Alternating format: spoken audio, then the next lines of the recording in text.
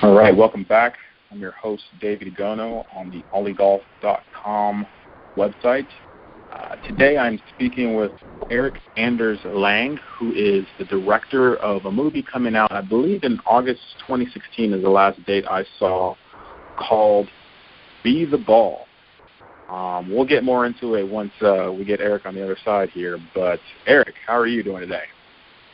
I'm so good. How are you, sir? I'm good. Now we're going to talk about the documentary. We're going to talk about you. But I always like to start off with, honestly, the fun stuff.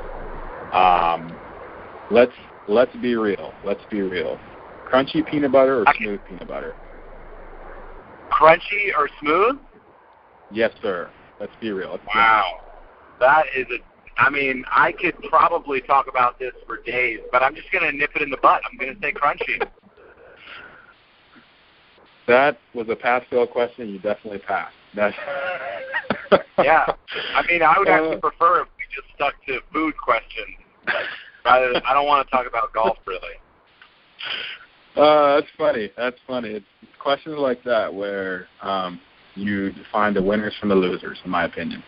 Yeah. But there's nothing wrong with people who like smooth peanut butter. It's just that, I'm just not going to hang out with them. That's really what it comes down to. The tricky thing is when you marry somebody who likes smooth peanut butter, what do you do? Yeah. Do you just rotate jars? You try to get them help. You take them to a hospital. You try to get them help. You let them know what they're doing to the environment and to themselves. And then ideally you want to move peanut butter altogether, really. I'm right there with you. Wow, that's probably the best intro I've ever had. Congratulations. That was awesome. But let's get back to the why we're on this call. Be the ball. Let's not go back to when you were 8 years old and using your fingers to make a movie screen or anything crazy like that. But how did this come about? Well, the film kind of came out of a gap in the system. No one had made the movie. I was like, wait, no one made a movie about this subject that I think is so fascinating, about golf and the mind and about the spiritual nature of golf. No one has done it, really, in as much as a documentary. People have tried to make narrative films that have all pretty much failed. People have talked about it on TV shows, and, they've alluded to it, and people have written books about it, but no one has really compiled all of that, corralled all the experts, and put it together in a fun and interesting way with pro golfers and celebrities and interesting amateurs. So that's really all it is. It's kind of like, hey, no one did this. What's going on? I'm going to do this. Now, and for the record, I think that's a great reason to do anything, especially when you have intimate knowledge and a passion for it. Now, what's your golf story? Are you a big golfer? Are you a scratch golfer? Was there just a hole, like you said, a void, and you filled it? What's your relationship to golf? I grew up not really understanding it and not interested in trying it because I thought that stereotypically I was outside of the demographic of a golfer, and something over time just sort of wore me down. Probably my brother and my dad, who are both avid golfers for their entire lives. And I finally tried it, and to my chagrin, I had a great time. I loved it. I became immediately addicted, and again, I had that experience of witnessing this gap of, wait, I didn't realize that this was what golf was. That golf was actually a very peaceful, solitary, beautiful nature walk, mental chess game, and so to really have that experience really is what got me fully addicted, and now I play all the time. I'm an 8 handicap. I love playing golf. I love playing with my friends. I love interviewing pros and watching them play and watching them practice. I had a great meeting this morning, and I was thinking about it. I was wondering how is a round of golf apply here? Because in a round of golf, after I have a birdie, there's a feeling on the next tee of oh wait, don't hit it out of bounds here. Play safe. And I was kind of thinking, oh, I had this great meeting this morning. Now am I going to feel like, how am I going to take that into the next, whole of my life? And so it's interesting to sort of take lessons from each life and golf and apply them to each other. So, yeah, I'm just really into golf. That's awesome. Now, I have to ask this because I figure I've learned that this is how you start to see where somebody's coming from. Who are you making this movie for? Are you making it for yourself, or are you making it for the diehard golfers, or are you making it for people such as you back in the day, and honestly me as well, who just didn't really get golf, and it took years of being pounded on to understand just the magnificence of golf? Who is the ideal viewer of this documentary? Well, David, you're a great interviewer because you just not only asked me a question, but you answered it. So I'm just going to let you have that one. Well, I mean, no, I mean it's for everybody. You named it. I mean, it's for me. It's for people who love golf. It's for people who hate golf. It's for people who had no idea what golf is. It's for everybody. So now you oh, it got me on that one. So you've interviewed pro players, and guessing some actors. I've seen, I think it's Bill Murray. What's the funniest or the most? Well, let's not be funny. We've had enough funny on this interview so far. What is the most just revealing, or dare I even say, intimate interaction you've had with an actor or an athlete, or just developing this movie? Yeah, great question. I mean, and I have a great answer. When I started golfing, I was thrilled to see Bill Murray was in Caddyshack. I had never seen it. And then I was thrilled to learn that Bill Murray is actually a big golfer, and that he wrote the movie Caddyshack along with his brother. So that was really exciting for me, and I knew at that moment that Bill Murray would just be the best interview possible. Everyone knows that, of course, Bill Murray is one of the hardest people to get in touch with, even if you're paying him to be in your movie, and I wasn't. So, I was just going along for years working on my golf movie, and then finally the opportunity came where I said, okay, Bill Murray's going to be in Pebble Beach. If I go there, I think I can get an interview with him. And I don't know what that looks like. He may say no. He may answer one question and walk away. He may not even be there. So it was kind of a leap of faith. And, I staked him out for days at the AT&T Pro-Am. It was raining. It was cold. It's in February. And finally, I got in front of him, and I was like, Bill, I want to ask you some questions for a movie I'm doing about golf and spirituality, inspired in part by you. And he looked at me completely unconvinced, just totally skeptical. And he was like, I don't know, man. And I was like, please, I promise I won't ask you any difficult questions, and it'll be quick. And he said, okay, fine. And then as soon as we got up and running, camera rolling, sound up, someone said, hey, Bill, and he walked away for 30 minutes. And I'm stressing because here I've driven up all this way, and I'm really I have all my eggs in one basket, Everyone else is walking by, and I just want Bill. And he finally comes back, and we do a few questions that, it's just really wonderful. He's taking me really seriously, and he's really, really a tender guy, And I said, Bill, can you finish the sentence? Golf is. And he said, well, I thought you weren't going to ask me any hard questions. And then he laughed, and he thought about it for more, and he tried to answer it. And, he said, geez, that's one of those questions you really want to answer right, but there's no right answer. Finally, he gave up, and he just said, golf is an opportunity, and that's all. And that was the end of the interview. And you can see that on our YouTube page at YouTube Beat the Ball Movie. And, basically that interview finished, and then I found myself crying because it had just been this, journey just to meet Bill Murray and just to spend some time with him and kind of be taken so seriously with so much compassion by a person whom I had grown to, I wasn't starstruck by him. I just looked up to him in a way that a student would to a teacher. And to be respected mutually was something I wasn't sure I was going to get. And so I just was really grateful and filled with, joy to led me to tears. Wow. Now I have 2 questions, and I don't want to forget them. So I guess I'll ask the second one first. Was that the moment that you knew that you were making the right movie? It was one of the moments. Yeah, definitely. It definitely occurred to me then. But, you know, it occurs to me kind of, the more I work on it, the more it occurs to me, you know? The more I actually am disciplined, the more I get that feedback. And I think that's sort of how the universe works, you know? Okay. It reinforces the people who are working. Yeah. Now, you made a point, or you mentioned just the journey. And one of the things that I'm utterly fascinated by, and I think, I mean, I'm a sports guy. I like the majority of sports. The only sport that I don't really get is NASCAR. I'm just putting that out there. I don't get it. I'm not saying it's not a sport. I'm not saying it's not cool. I just not for me. That being said, golf is the only sport that it is all about the process. It is all about the process, and it's all about your preparation.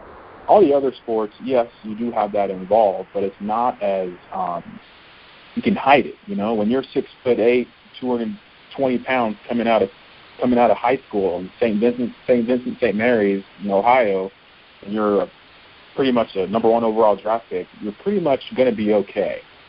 Financially, athletically, you're going to figure it out most likely. But in golf, it's all about your process. If you're not working on your short game, you're not going to have a short game. You know, you can't microwave that stuff. So what has your process been? You know, has this been like all your previous projects, or has this been completely different? Okay, so the question is, my process, what has my process been for the filmmaking aspect? Yeah, from the filmmaking to the actual it being, you have an ethos that you want to share about golf. How have you melded those 2 together? Well, I guess what I would say to people who are interested in making films is, if you don't stop making a movie, you'll end up with a movie at some point. And for golf, I think it's like you can't focus on the results. You have to play golf in the process, in the same way that you have to make a film that way. You just have to keep working at it. Just like if you keep hitting the ball, you'll get it in the hole. No one can guarantee how many strokes it'll be. Just like no one can really guarantee, like, what exactly your film is going to be. I mean, you know, there's 3 movies. There's the one you write, the one you shoot, and the one you edit. And there's probably 3 golf games. There's the one you want to shoot, the one you don't want to shoot, and the one you do shoot. You know, like, I don't know. No, I mean, I think that's a great answer. It's sort of a overly wordy question, but it's a great answer. I mean, you can't really do anything but do the work, and that's a fair assessment.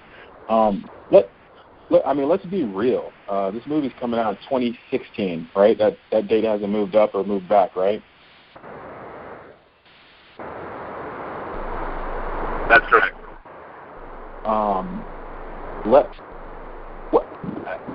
I'm asking this, and I know that, you know, if it falls into what other things, you know, we talked about.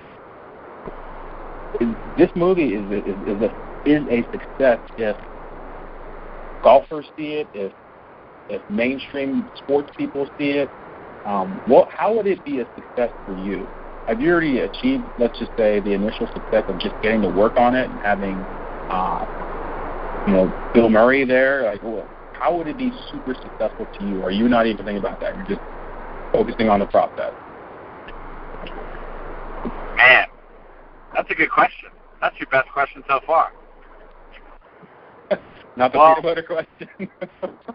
No, it's a good one, man. I mean, you know, the film would be a success if I learned something from it, if I was able to take that experience into a next project. The film would be a success if someone somewhere had an epiphany and their life improved on or off the golf course. The film would be a success if it made it into a lot of non-golfers' minds and were able to change their opinion of golf and, you know, really try a fun game that brought me a lot of joy.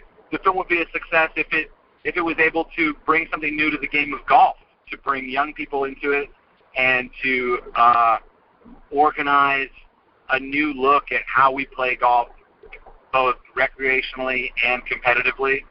The film would be a success if it, if it just went on Amazon. If it just gets seen by just enough people to start tipping the scales, and how we look at sports is really altered, like whether it's baseball, basketball, football, bowling, ping pong, badminton, it doesn't matter. Every sport is mental, no matter how much we don't want it to be, how much we want to buy new equipment. It doesn't really change our games. I think an ironic point of changing your equipment is that I think sometimes the only reason it does change your game is because you're thinking about it. You're thinking that you have a new piece of equipment. It's not really that the equipment changes your game. So hopefully the film is a success by working towards changing the sports paradigm that exists, that people like Pete Carroll, Tim Galway, Lakers coach, blanking on his name, Bill Jackson, you know what I mean? Like, that people like that have been working towards. Hopefully this film really does a big job in pushing that first stone over, so that all these, like, sports fans across the world are able to, like, enjoy the game more, whatever game that is.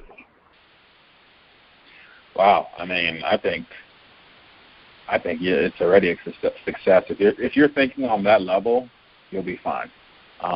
You'll be fine. All right. I have two more questions. These two questions, wow. Let's see what you got here. The first question is more so a question I've always wanted to ask a producer or a director, simply because to me it's fascinating. You're creating a documentary and you're telling a story. I don't want to say what's your bias, because obviously you want to have a good combination of the two. But in your case, with Beat the Ball, what's more important? Oh, this is a tough question to ask. Because you're kind of in the middle here. But what's more important to you? Go ahead. What's more important to you? Getting a good story across, or having good, let's just say, actors or athletes or personalities? Because when we're talking about the process, like you said, you're going to get the ball in the hole eventually. You don't know if it's going to be in 2 strokes or 20, So from your point of view, and, however you want to answer it, please take it. But I always want to ask you this, because this is something where it's, depending on your preference, it kind of shifts your storytelling. Yeah, well, it's a good question. And really, I mean, the thing is that it's kind of like food, like, do you want to cook with, no, I don't know if I can do this actually. But basically it's like you need to like have an interesting character in order for people to watch the movie in the first place, in order for people to care in the end. So that's the primary, because basically when people watch movies, they're watching people. It's like they're just going to watch people. Like every movie has the same thing in it, people. I mean, unless you're watching like a Africa documentary on like giraffes, but like even then there's a narrator probably, like telling the story. So it's kind of split, like it's like I want to have it's a very difficult thing. The casting process is like, that's probably the most important thing on our hands right now with the producers, is to figure out who is this person that's going to go through this experiment. Because like Jason Day, Justin Rose, and all those guys are amazing, and they all use the focus band, and they're all great golfers. Now, are available for filming to be in the movie like day in, day out? No. Are they able to be, quote, naked on camera? Absolutely not. These guys are $1 million businesses that like are not interested in revealing themselves under any circumstances, and neither is their management, their agent, none of that stuff. So really it's about finding the right person who people want to see on camera and who has something to learn. And, you know, for this purpose, they need to learn how to get out of their own way, learn how to get out of their head, and you learn how to find the zone. So basically, it's a matter of finding that person and then just going on the journey with them. And that's kind of what I'm committed to do as a filmmaker is, you know, hell or high water, we're going to just follow that and see what happens, and I will report it journalistically, even though I don't really believe there's any such thing as non-partisan journalism. I mean, everyone has to write and everyone has to edit. So, you know, even if you're watching an uncut camera angle, the angle itself is journalism. So, you know, it won't be a Michael Moore, but I think it'll be closer to Maisels Brothers kind of verite look at, you know, what the results will be from this experiment on a character who I deem as interesting. Wow, that's the best answer I could have hoped for. That was pretty awesome. Well, it's a great question, actually. Well, I mean, thank you. It's hard. I mean, I don't want to throw you under the bus, you know, for the people that you know that you're casting or that you want to get on, but at the same time, it is a balance, and it's just we're saying it's a process. So, kind of a tough question to ask. All right, the last question, and I'm not going to restrict this to golf. So if you want to be a NASCAR driver in this, that's fine. I don't care. And honestly, it doesn't even have to be an athlete. It could be a president or a owner of a company. But if for one day or one week you could be, or, well, actually, let me rephrase that. If you could spend time with one athlete or celebrity or person of somewhat limited power just to learn how they are, learn how they process making decisions, see how they handle fame, pressure, etc., who would it be? Okay. I've never been asked this question, so I'm trying to think. You know, Jay-Z is actually a really interesting guy, and I've met him once. And he was, of all the major celebrities I've met, he was the most charming. And he really has a lot to say as far as, you know, making something and making something for everyone. You know, he kind of has this brand that anyone can get behind, and he has this cool where he walks into a room and you feel like you're his friend, you know, and he has like you know, he's got that X factor, and it's no coincidence that, you know, he signed a whatever $150 million 360 deal, the biggest of its kind. And you know, I think it's because he's a good person, and I think it's because he's a good businessman. And on top of that, he's got rhythm, you know, like, and he's got a beautiful wife. So it's like, that probably, I mean, you know, like, I could probably come up with a lot of different answers to the same question, but he's like, I met him, you know, a month ago, and I was just like, wow, that guy's like fucking interesting. And, you know, he made up his own rules, and everyone basically was like, all right, I'll go along with that, you know, and he's not involved in, like, a lot of that BS that a lot of people from that industry are. You know, he's really just way beyond it, and he's a businessman, and, you know, like, he understands, like, what to do with celebrity, and he understands, like, the responsibility there, and he's, like, a very mature and, like, calculated, you know, businessman. So that's probably, I would love to do an internship with Jay-Z. So, I don't know, Jay, if you're listening, hit me up. You might as well, right? You gotta do a shout out. Yeah, he doesn't play golf, but you know. Well, whatever. I mean, honestly, that will probably change, right? I mean, I think golf is one of those games where it takes time, but once you appreciate it, you never turn back. It's true. Well, Erik, so cool to talk with you. Thank you so much for your time. Your questions were some of the best I've ever gotten. I'm interested in maybe I'll hire you to do my movie for me if I can't do it. You're a great interviewer. Well, I mean, selfishly, I want to take you up on that offer, but what I will say is that, you know what? If I've learned anything in the limited time I've been doing, interviews, it's that, you got to want to be there, and you got to want to be curious. And I like what you're doing, and if you need me for anything, let me know. I'll at least figure it out. But yeah, I mean, I knew this was going to be a great interview when you took the peanut butter question in stride. That is the mark of a creative mind. That's my job. Awesome, man. Great. Well, thank you. Great. Well, thank you for everybody for listening to it, and check out BeTheBallMovie.com. I'll link up the YouTube page, the Twitter, the Instagram. This is going to be one of those movies, we're going to have to wait for it, but I think I know that the quality is there, and it's going to be one of those, forget the term, not earthquake, but I think it's just a quake book or a quake movie where once you watch it, it changes everything about how you viewed golf and your participation, how your mind fits into it. So, Erik, thank you again, and we'll be in touch. Thank you, sir. Sounds good. Talk to you soon.